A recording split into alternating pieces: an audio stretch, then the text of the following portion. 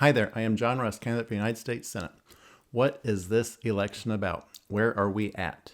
The answer is always the economy. Today we're going to look at what a Generation Z American has to say about all this.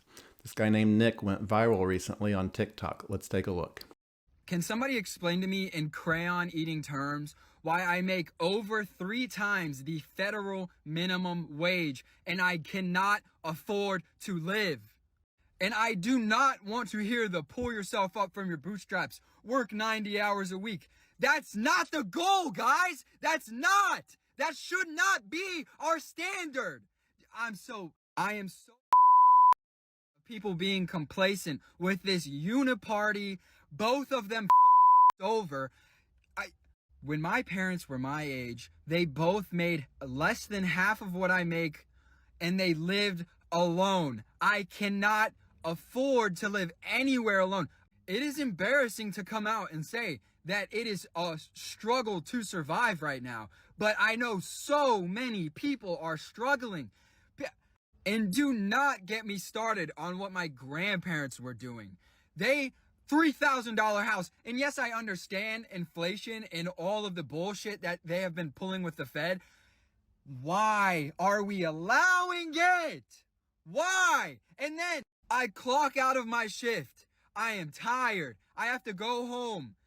And I check the news. Another 60 billion to a country nobody can point out on a map.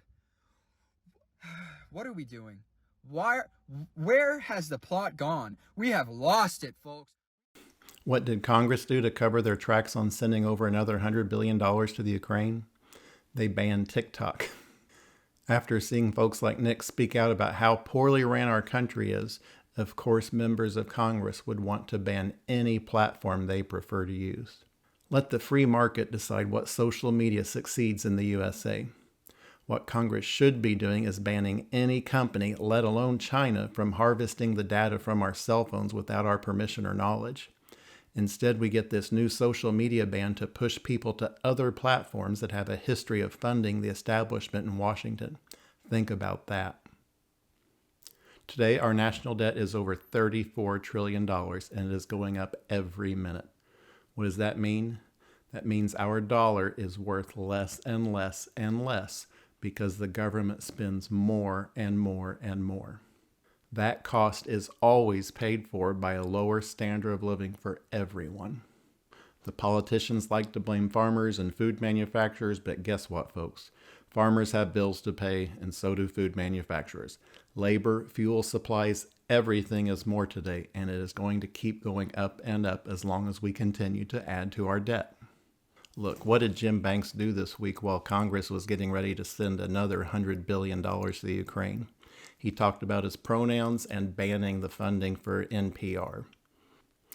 This is only about the 30th attempt by Republicans to defund NPR. They talk about it a lot. They've talked about it for decades, and they never, ever do anything about it. It is always just for show. There is not a penny for our own border. Politicians like Jim Banks just have tweets but no action. They fund every penny of what Joe Biden wants. It is truly the uniparty in control in Washington, D.C. It is why they removed me from the primary ballot in Indiana, pure and simple. The establishment knows I will work for Hoosiers, not the Washington elites. The Indiana State Supreme Court is dragging its feet on getting me back on the ballot for the May 7th election, so the laws they use to keep me off the ballot will have to go to the United States Supreme Court. But rest assured, I will never give up fighting for Hoosiers. I'm fighting for the folks like Nick who are sick of what career politicians are doing to our country. It is why I decided to run, so stay tuned.